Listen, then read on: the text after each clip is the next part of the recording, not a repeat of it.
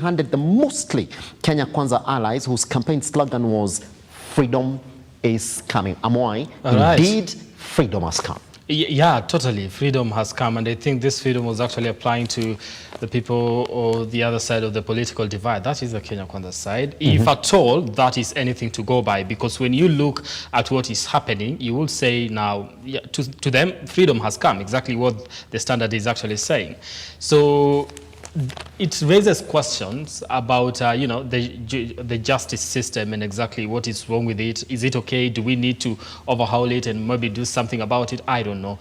But when you look at the people that have, these cases have actually, you know, been removed, then these are people that most of them have been proposed for top positions here in the country. And when you look at it, Amwai, let me just go through some of the stamps. We do have Aisha Juma, who's now the nominee at CS for Gender and Public Service. She had a murder case that is already gone now. We don't have Moses Lenol Kulal, who's former governor and was charged in 2019 with conspiracy to commit an economic crime by receiving 84 million from Samburu County. We don't have Dr. Ben Chumo, former Kenya Power bosses, who were charged in July 2018 with conspiracy to defraud Kenya Power 750 million shillings. We don't have Mivika Linturi, who's now the nominee CS Agriculture. Again, we do have the case that was an attempted rape on a 36-year-old woman at Mayana Villa in Nanyuki. We also do have Dr. Ken Tarus was also charged together with Dr. Ben Chumo. I mean, Amwai, you gotta have something to talk about this. Now, this is what I'm going to say, because looking at the cases where it involves graft and fraud and all that, Aisha Juma, I believe it is close to 19 million fraud case or NGCDF that is in Malindi. And this is the thing. This doesn't settle well with some people, and also me to some extent, because this is what I believe. I believe that people are asking questions. If money was lost in these particular regions, then somebody needs to be somebody needs to take responsibility. If you remove these cases from court and people have not answered, they have not been proven innocent or guilty, they have not gone through the process of actually going to court and, you know, the court saying, now maybe we do not have enough evidence and all that, so we are going to drop this one because you lack of evidence, and as investigations are being done to actually find exactly who is culpable and all that, things like that. Then this is just going to be swept under the carpet. Then what happens to the money that was lost? That's the thing, you see. We talk of Moses Lenol Kulal and 80 million graft case, all those, everything. The corruption in this case is just going to be forgotten. What are we doing about it? That's the thing. You know, and that's what does this mean about the fight against corruption? Isn't it? And we can't start from that front. Where, and by the way, here's the thing though, but interesting, Amwai, that you should be speaking about, because I saw the quotes then, was it a case against who? I can't put a finger on it, where the court said, well, if you're making an application as the DPP then to remove charges on this particular case that you're front of the court, you have to justify why you are taking these charges off the court. It's not like, well, I don't pursue it. The courts are saying, well, here's the thing, you gotta come to us and tell us why you're removing these charges from the courts. And we haven't seen that reaction from the courts, Amwai. But I mean, we haven't, because we do know some of these cases were actually active cases in court.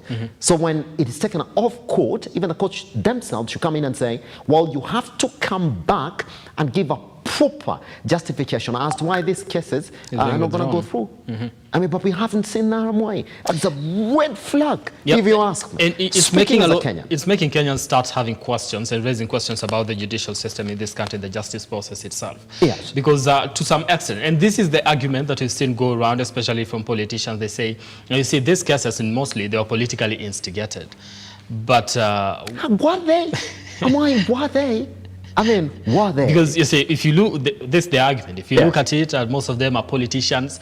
And somebody argued and said, when a common person, I don't want to call them hustlers, but when a common person, a common mwananchi makes a mistake and probably steals something, they're going to court and be jailed for 30 years. But when somebody steals money of this magnitude, 80 million, 70 million, and all that money that was supposed to be helping the people in a certain community, then they go to court and it's taken away, and you say it's politically instigated because these things actually, do happen with politicians and not the common mwananchi.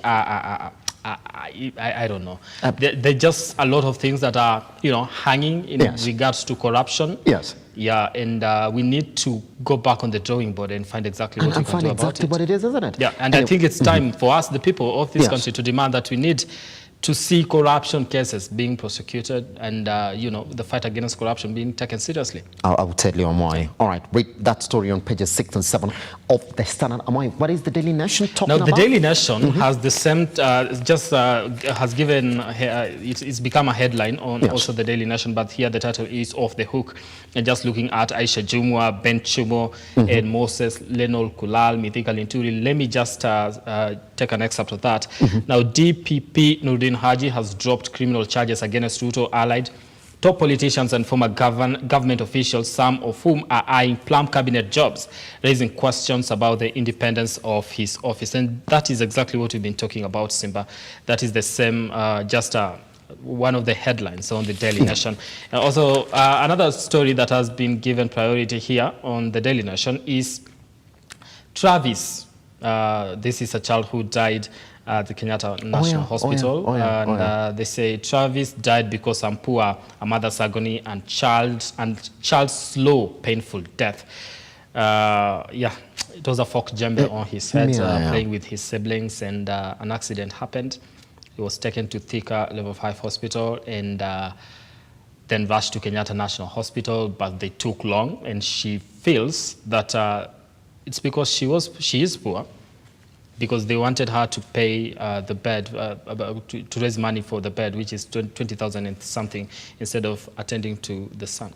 Damn, I'm telling you, it's a sad story. I also did see Kenyatta National Hospital come in with a statement saying that, well, the delayed operation is actually a sequence that you got to observe, especially when for the surgery. They say, well, it's not that we do not want to go into that surgery. We were seated and we're waiting we're trying to stabilize the kid before then we can go on with the surgery. And I saw that story saying, well, the mom was saying, my son died because then I was poor. She sort of feels like had they been in a different economic state, then indeed they would have saved the life of the kid. But I read also that story has also been highlighted here on page 3 of the Standard, where they're saying boy struck with fork hole by accident, family says. Simba, I don't know. Yes, KNH might have given a statement on that particular incident, but still a life was lost. So many hours were taken in regards to trying to find out exactly how we are going to save this child. And it's not, their statement, I think, to me, I don't think is making the pain any less for the parents. I think, but for me, when this case has happened, because, I would like to see investigations follow. And by now, there's a public story now. And we're bound to question the time taken between when this kid arrived at the hospital and the time that the kid was attended to. So if you find that the disparity is in between, that somebody has to take account. You have to question these things. It's a public domain story now. A kid has lost a life, and they were at the apex hospital in the country. Kenyatta National Hospital, that's where we go, isn't it? Yeah. So, and I was watching the mother narrate what happened, and she said, we went there and we sat down. It took long. They came, took pictures, and left, taking pictures and leaving. When probably the following day, they're like, why is my son not being operated? Mbona agenda theater, and an emergency that has come in, so you'll have to wait. So then she was like, so. That one is an emergency. What is this one is not an emergency. My son has just become immobile. So what are you trying to say? It's a sad affair, if you ask me. Anyway, I've got other stories here that the Standard is looking at. We do expect the recruitment of the 116,000 teachers is going to start next week. Read that story on page 8 of the Standard, and how imports of maize have hit a record high in the country. on the back of the GMO importation drive, isn't it? That story has been covered on pages 23 of the Standard, and how one Bungay is saying we should criminalize doping. Page 45 of the Standard. That is as far as sports is concerned. I think that's it for the Standard this morning, I would say. Okay, there's a title here I think we'd like to take. DCI boss to be named anytime now. That is on page 8 of the Daily Nation. Yeah. And you see we did those interviews, right? And we settled on 3. Those are the names that have been forwarded to the president for, consideration. And we have Amin Mohammed, Eliud Lagat, and Munga Nyale. So out of those, maybe we are going to have one by Friday, so that they are going to be replacing who? George Kinoti. With questions of the replacement and the resignation of Kinoti, isn't it, from that particular sport. And by the way, did you read that story on how members of parliament then have approved the team that is supposed to vet Ruto's cabinet nominees, and how it is a bit now balanced towards the Kenya Kwanza side because of the recent declaration of them as the majority in parliament? Yeah, did you look into it? No, that. Oh yeah, that story, by the way, is on page 10 of the Standard as well. So if you want to read details of that, then you can actually get to grab yourself a copy. I think that is exactly what is taking center stage on the dailies this morning. And but we're not going to talk about sport. I say by the end, but I think we should be taking maybe three months together. I want you to pick a team. Hopefully Arsenal. The World Cup? The World Cup. No. Just you gotta have a club. No. We are talking about the World Cup. World Cup is a bit skewed because even your favorite player might be playing for the opposite team. Here's the thing: you gotta pick a side. But I know I supported France the last time we were doing the World Cup. Oh yeah? Yeah. Yeah, this time France is a bit shaky. You want me to name some players? Yeah, France is a bit shaky this time around. Here's the thing. But when it comes to club football, you got to support a team. And I'll be giving you 10 pointers every day. We'll be doing the morning drift together so that I can tell you the best team to support right now, which is essentially Arsenal. But then I will not be forcing it to you, but I will be telling you exactly why you need to support it. Okay, listen. After that, let me tell you. Yeah. I think I have no idea why, but I think I like Manchester United. Come on. Why you can't do that? My dad was an Arsenal fan. Oh, yeah. He's an Arsenal fan. Take after the steps of your we need a little bit of difference in the house. You can't just be supporting one team. Yeah. So I am a fan of Manchester United. Oh, yeah? Yeah. Don't ask me so many questions, but I think that's where my heart is. I won't ask. So if you're going to do this trading kind of thing, then just know that's where you're supposed to be starting. Is it?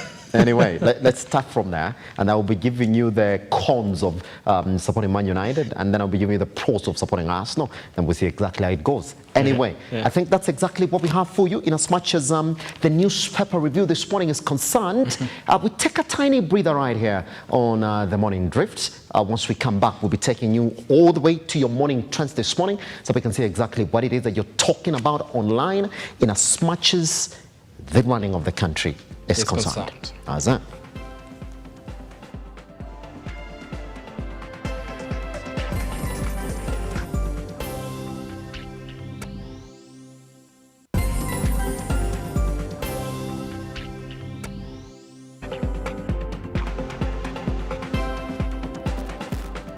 Welcome back. You're watching the Morning Drift, and yes, let's talk about the trends. It is Thursday, by the way, and did I get it right? Thursday next week is a holiday. Which one is that? Yep.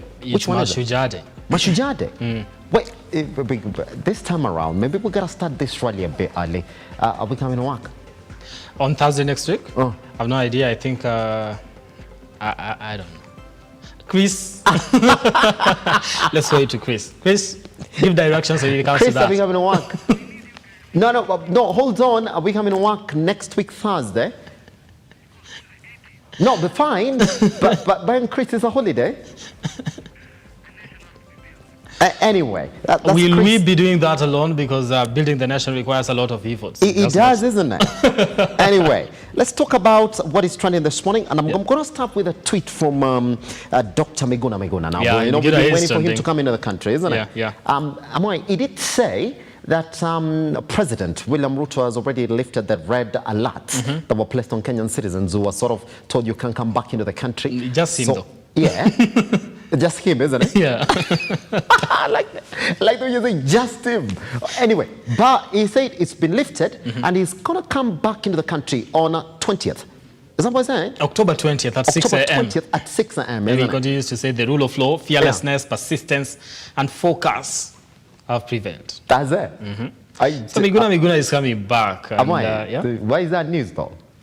Yeah? Why is that news, though? This is his deportation was actually dramatic. It was, if you remember. Yeah. It's caught even the attention of international media and all that. And yeah, so to some extent. With a lot of ignored court orders. Yeah. I have no idea why he chose 20th of October to actually be coming back. You know, these things are actually very significant. 20th of October is what? Mashujaa Day? It's Mashujaa Day. Oh, wait a minute. Oh, that's when he wants to come back. Yeah. As a Mashujaa? Yeah. He's a Shujaa.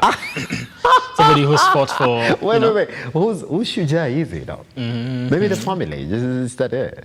Yeah? I don't think majority of Kenyans will call Miguna Shujaa. In what sense, Amwai? Maybe just a Shujaa for his family. I think, here's the thing, I will celebrate that fellow Kenyans are coming back to the country. That's the only thing. But then that particular date on the 20th of October, it's quite, what was it called? It's, I don't know. But just come back into the country. Thank you very much. We will wait for you. We will. I don't know whether we are going to be at the JKIA. Nah, come on. You don't want to give it that much attention? No. Why? If you are in charge of making the rundown when it comes to news, that will not be story number one. That will be down there in the roundup. Any in other news, Bulletin has landed in the country. That's it. But here's the thing, though. Yeah. And then when you look at it overall, then it's a good event. It will look good in the face of President William Ruto's governance, in the sense of, is like, well, you can say anything. And he actually did say that. He said, you can say anything, you can do whatever it is that you want in this country. You are free to practice any of your democratic right, isn't it? And that just allowing Miguna then to come back into the country without any condition, hopefully, isn't it? Because we haven't known what he was told, or Kobe was told you can't say this. Let's see. Anyway, did you see another tweet from Miguna yesterday? Again, talking about Obado. Talking about who? Yeah, Obado. Obado? Yeah, former governor, is it CI? Yeah? Yeah, former governor Migori County. Migori County, sorry. Yeah. For lack of a better word, it did say that, but you see this clearance that we've been talking about this morning, where we're seeing the likes of Aisha Jumwa, the likes of Moses Lanokulal are getting cleared, yeah? It said Obado is next, and they said, well, there was no evidence in ABC. I don't want to go into the details of the story. Oh. Yeah. That's a wrong foot to start from if you want to come into the country as a Shujaa. If you ask me, what happens to the families that are grieving their daughter? That's it. Somebody has to be responsible. And then you're publicly talking about that. For you to have circumstances and evidence putting you at a particular position, I think people need to pay for their mistakes. I think the rule of law needs to apply. I think the justice system needs to, like, we need to follow the rule of law, go through the judicial process, the whole of it. Let the courts say you are innocent. That's it, isn't it? And that's the same sentiment that I did have for this clearance that we've seen from yesterday. Yeah. Let the courts give us the final verdict. This whole thing that is happening at the DPP's office, and then we're like, well, it's done now. It's got hot and cold. Here's the thing. It's bitter for the victims and sweet for the offenders, if I would like to call them that. Yeah. Yeah, it will never settle well with everybody. This is the thing also, Simba, as we wind up on this one. Yeah. I think also the process itself needs to be very quickly. It needs to be like done in a very quick manner. Because the more they take time, the more, if anything changes, then they're going to find a way of actually manipulating the process. So if you can do it quickly and prosecute or exonerate somebody, then do it as soon as you can. As soon as possible. Do those investigations. I think they are capable of actually getting on the ground and making sure that they have the evidence they need and all that, right? And by the way, even I was just talking so about why does it have to take 5 years Yeah. for somebody to come and say it's been here for 7 years and you guys have not done anything? Somebody's trying to, you know, numb it to some extent.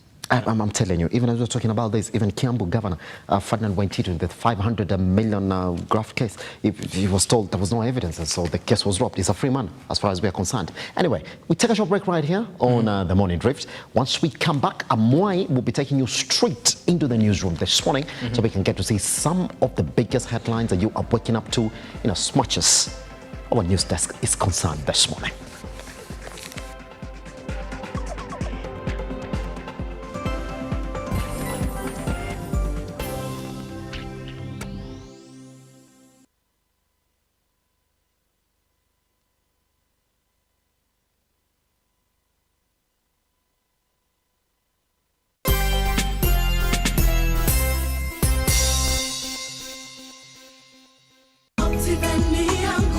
Get a chance to wake up as a tourist as you view Mount Kenya every day by buying a plot of land at Wema Gardens, Naru Moru.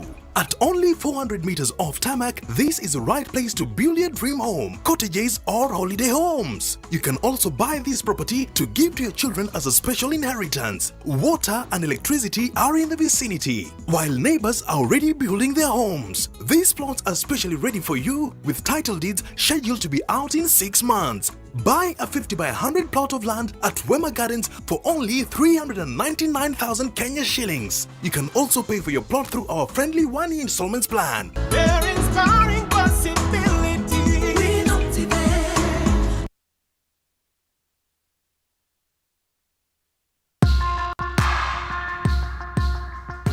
Born a man, the society bestows tough responsibilities upon you. Lazima uwe mtu wa bidii. Ukija kuoa lazima uwe ni provider. If you're not able to provide, that's a challenge. It takes a toll on a man. It takes someone who is strong enough to face it. This is Born a Man.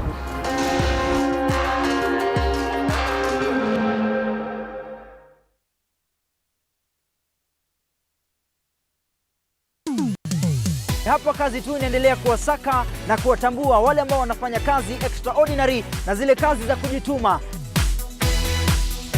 Biashara yote unaambiangwa, as long as you have a plan, you can do it. Our service is about to pressure the customer.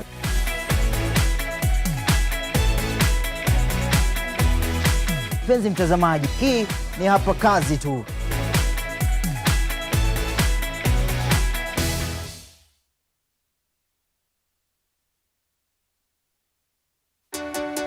Good to have you join us on Heart to Heart.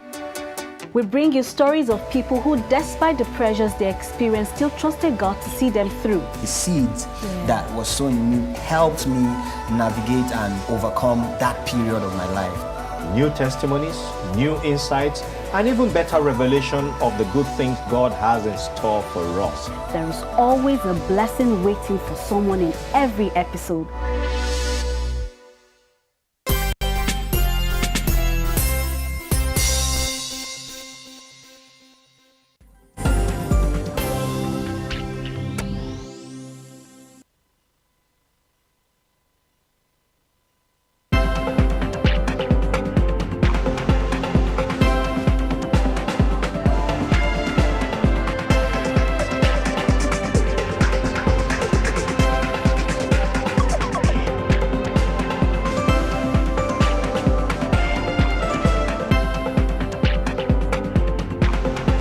All right, now welcome once again here on the Morning Drift. Time for the stories making headlines across the country.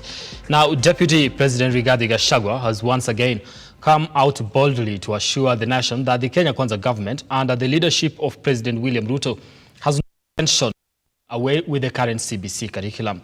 Rigathi says President Ruto's administration is only interested in relooking into the CBC program with a view to enhance its quality and removing sections that do not meet the demands and aspirations of the country. And as our reporter Henry Tende now files, Rigathi has officially launched the induction party for the task force charged with reviewing the program.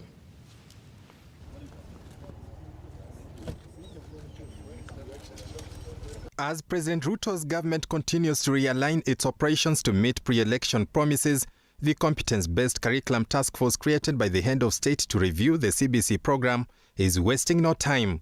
Deputy President Rigathi Gachagua has officially launched the induction party, which signals the beginning of the mandate of the task force. In his speech, Rigathi has dispelled concerns that the government is planning to scrap off the entire CBC education program. Instead, the second-in-command says President Ruto's government is seeking to enhance the CBC program to make it more responsive to the needs of the nation. The CBC is not being repealed.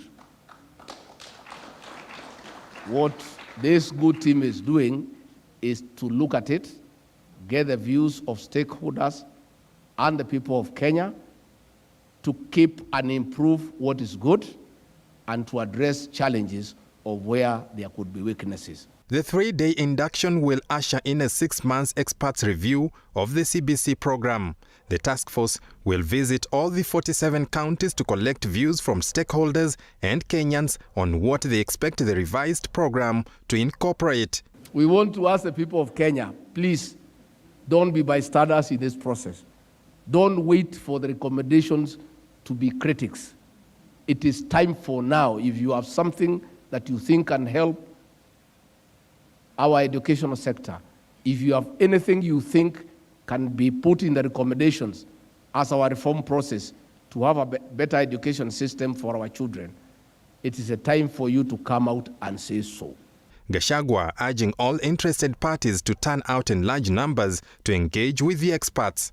I believe that one of your most urgent tasks is to send a strong signal that your operations and practices shall demonstrate inclusivity, public participation, stakeholder engagement by endeavoring to listen to every voice and, wherever possible, enlist necessary assistance to ensure that your objectives are realized.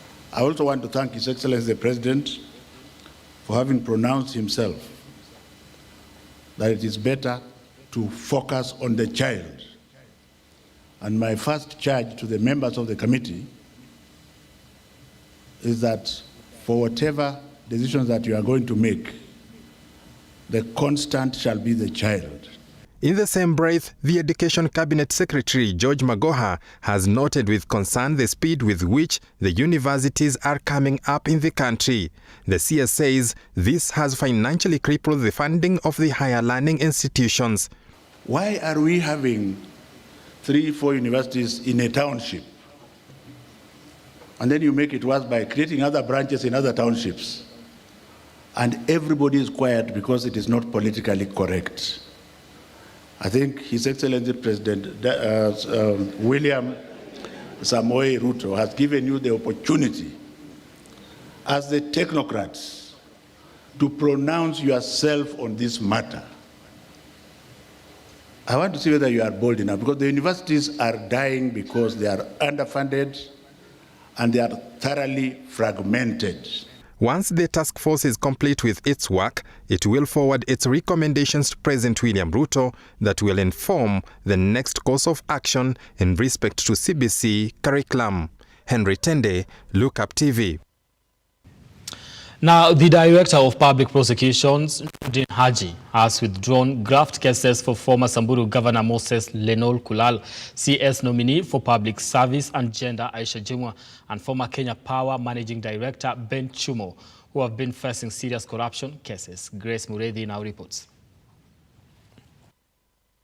The embattled former Samburu Governor Moses Lenol Kulal is a man off the hook after the Director of Public Prosecution Nordin Haji withdrew his 80 million fraud charges against him. This move will see Lenol Kulal, who has been battling court cases on graft-related cases. Lenol Kulal lead counsel Nelson Harvey had petitioned the ODPP with prayers seeking to quash Lenol Kulal's case in its entirety. In a rejoinder, the anti-corruption magistrate Thomas Nzioki has since directed the ODPP to file a formal application for seeking to terminate the embattled governor's case. Yet on another shocker, the DPP has also withdrawn graft charges against Aisha Jumwa.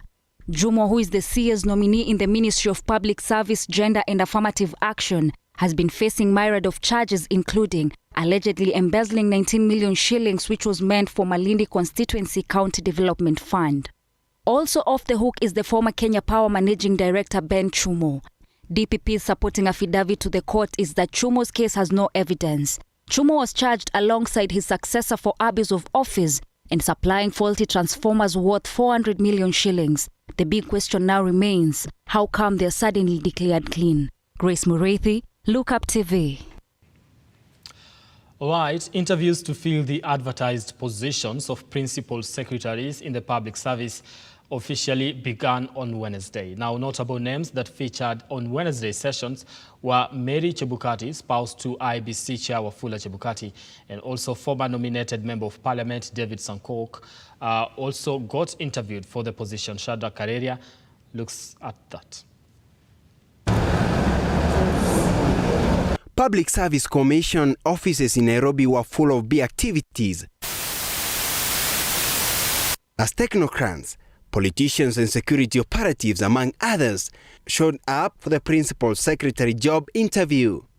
Well, once you get in, you are ushered into the first floor, into the waiting room, where there are quite a number of refreshments to make you relax. And then your documents, original documents are received, then taken for verification. Before you go, you are ushered in for the interview. Among the politicians who appeared for the interview includes former nominated MP David Sankok, whom dismissed allegation that Ruto's allies who are hardened to the list will be prioritized in the job offer. Sankok stating that the process is fair. Let us not lie, this is, why should we have a process like this one that costs Kenyan taxpayers if it was a formality? I told you, and I will still insist, that PSC is a professional and independent institution that have carried out interviews, and the best man or woman will emerge from these interviews.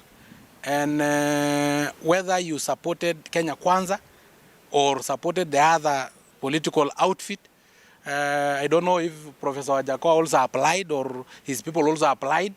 I'm sure any Kenyan, successful Kenyan, will be picked for the position.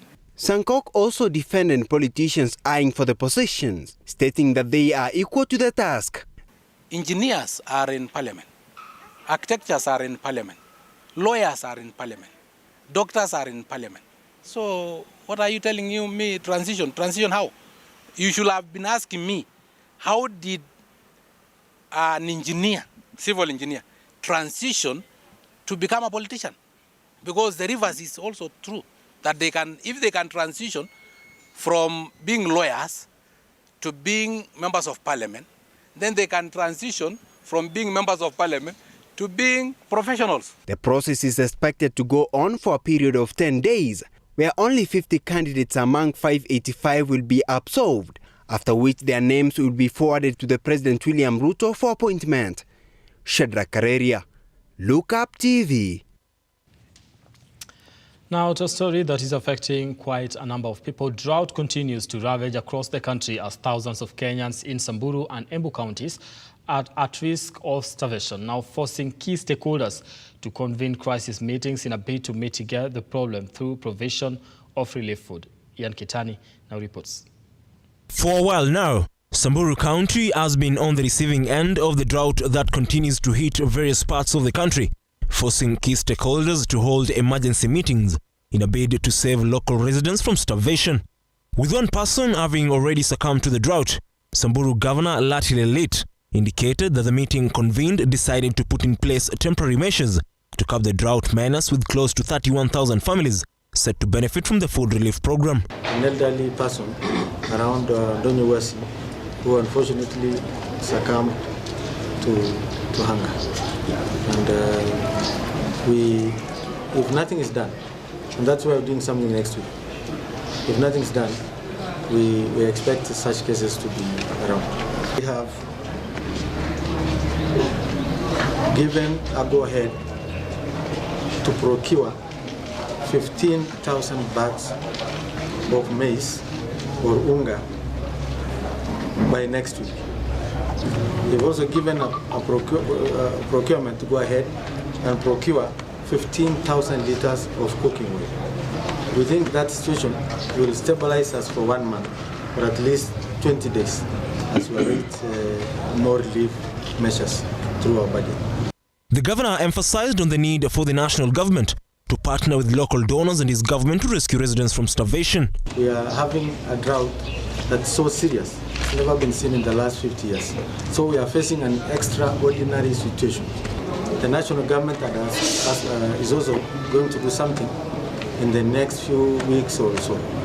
Elsewhere in Embu County, more than 100,000 are in danger of starvation due to the drought caused by lack of rains in the region, with Governor Cecily Mbarire calling on well-wishers to chip in with donations, assuring locals of fair distributions. Watu wa Embu ambao wanahitaji support ama relief ni watu 102,036 ambao wanahitaji chakula immediately na maji, na ambao wako na shida zaidi ni kutoka Mbere North na Mbere South. Tungetaka kuwauliza all the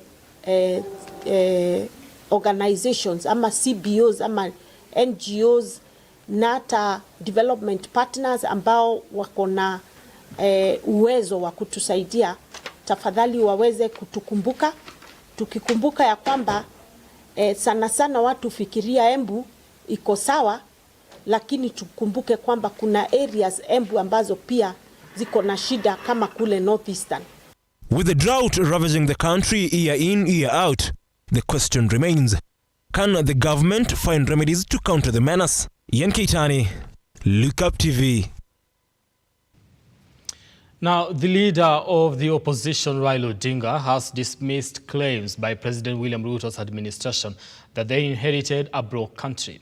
Now, speaking in Mathare slums in Nairobi County, where he interacted with residents, Odinga accused the government of selling fertilizer to Kenyans, alleging that it was freely donated to Kenya by the Russian government.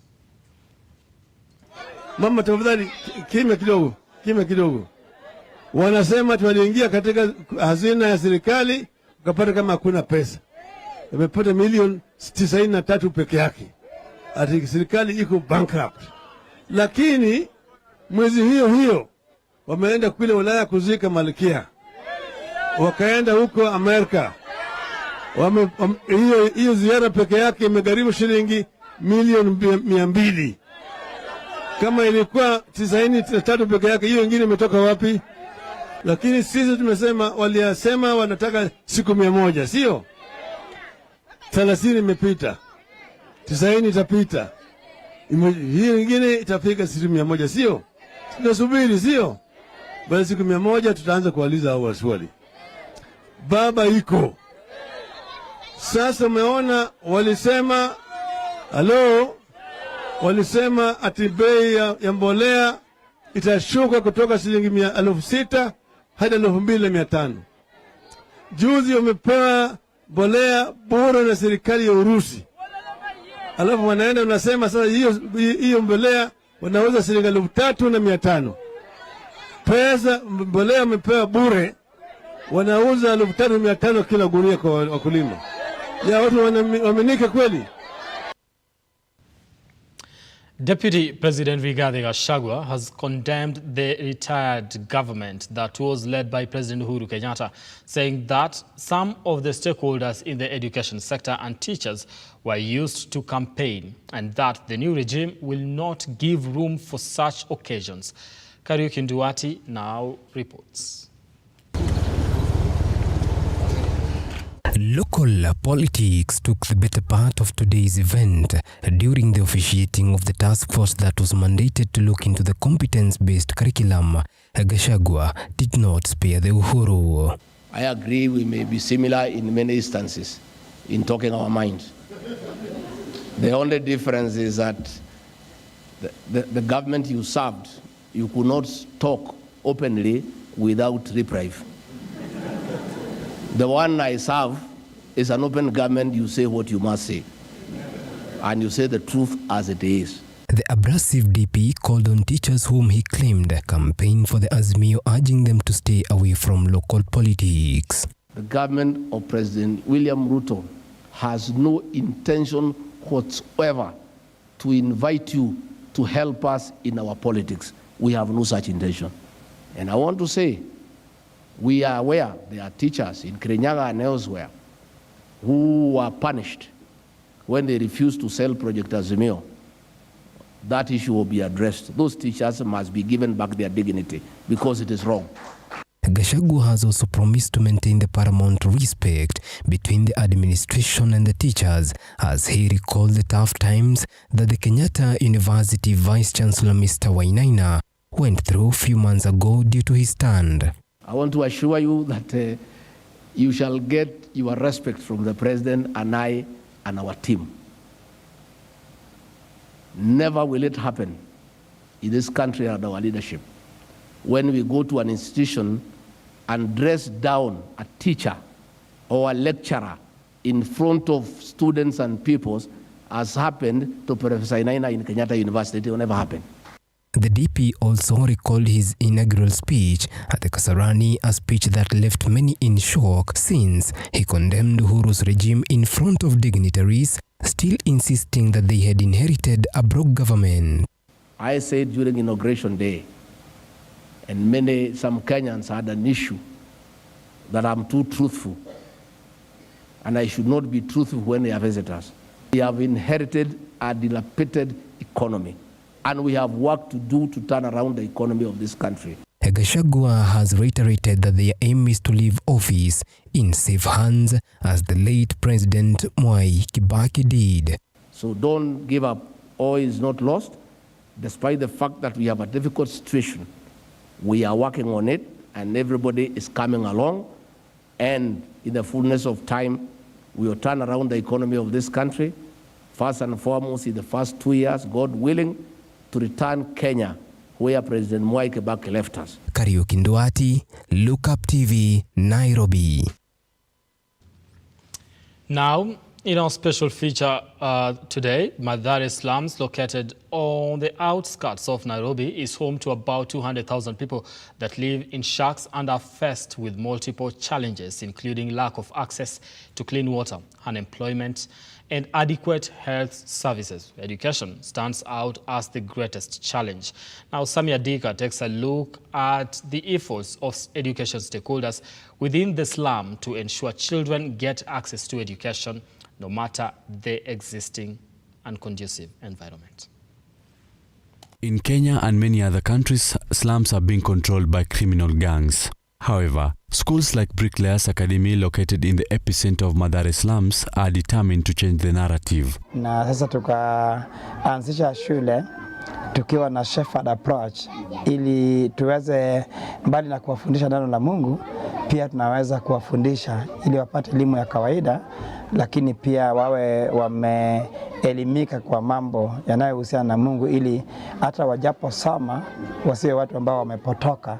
An acute shortage of proper schools and conducive learning environment is overwhelming for both teachers and pupils. Ukiangalia kama rooms zetu are not children friendly, child friendly. Ukiangalia vile classes ziko, the space is not enough.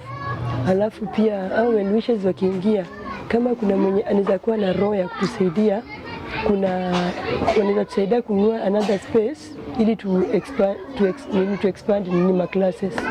Ile kitu tunapewa walimu wenye wako, siwezi sema ni it's not salary, it's just a token of appreciation. Mr. Richard Dolare says the school's population, which stands at more than 350 pupils for the past 24 years, face many environmental, social and economic hardships. We actually are people that were now bent on bettering the lives and bringing people out of the quagmire, out of that kind of scenario where they are like hopeless, where they get into self-pity, and sometimes they make a pity party, feeling rejected, disenchanted, and some people are disgruntled by life. They feel they cannot continue. Karen Adina, a class 8 pupil in Bricklayers Academy, is a beneficiary of the many private schools cropping within Mathare slum. I have come to this school when I am standard 7, term 2, I came here that I didn't know how to write well, but Mr. Richard helped me how to write well. Now I know how to to read many things. I thank God so that can bless him for everything he have done for me. Thank you. For 24 years, Mr. Richard Olare still hopes to better the quality of education within Mathare slums from charity help groups. So when well-wishers come in and we are able to get the academic infrastructure in place and our physical infrastructure in place to be able to get like the textbooks, the instructional materials, it will be so easy to be able to focus on a child, because our main focus is always on a child, and that now actually brings all these children to school. We meet Kim Agufa, a change agent who is married to a son of Mathare. Motivated by who the husband has become, Kim is driven to bring back the fading light through education. Okay, in the Netherlands, yearly I hosted children from Mathare. They went to a trip to Norway. It was a football team. And in the Netherlands, 1 week we did activities with them. I was a host family. So that's how I came in contact with children from slums area here, Mathare. That was with one boy I had in my house. The connection was very strong, and through him I felt like, okay, I want to be there. I need to go there and to experience his life. He was that time 14 years old and he never been to school. So we came in contact with him. We got to learn the family, the situation. Now he's on medication and we were looking for a school, a special school in this case for him, who is making him now learning to take care of himself. But many will ask how to get access to non-governmental organizations like Foundation Movers to access help in improving the state of education within their areas. Even the team I'm working with, let me say 95% is still living here in Mathare. So we have so many contacts about schools, and mostly they are the one who contact each other. Is that we can change the future for the people here. We just help them to push them to taking care of themselves, to taking care of maybe starting our own business. We hope to build our center here with our own school where we train people to start businesses. The 2019 census indicates that 32.4% of Mathare population were in school, with 41.1% having at least leaving an institution after completion, and 19% representing a portion of the population which left school without completion. 6.4% of the population aged 3 years and above are said to have never attended school in Mathare. Living in the slums has seen many delve in drugs, prostitution and other vices, but the cropping of these private schools within Mathare slums is seen as an agent of change.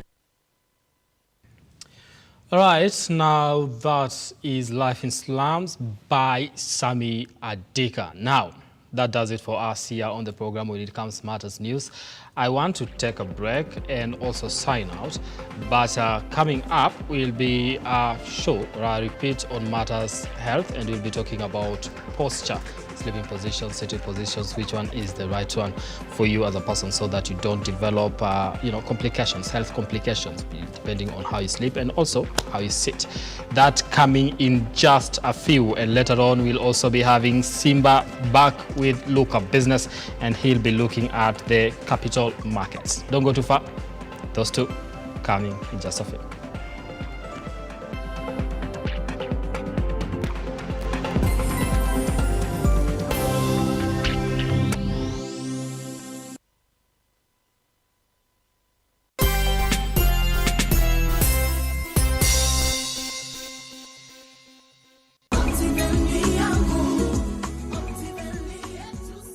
Hi there, Good morning, good afternoon, good evening from wherever you're watching us from. My name is Maki Wambogo, Sales Manager of Lookuptv Real Estate, and I'm here at our head office, Absa Towers, located at Rochester Street.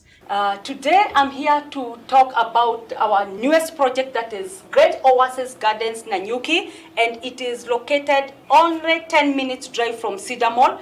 And in this project, we have proposed that we will be having a GMC Entertainment Center. This will be a replica of what we have in Kitengela, GMC Kitengela. We are also proposing a police post, so you are assured that security, once you invest here, security is good.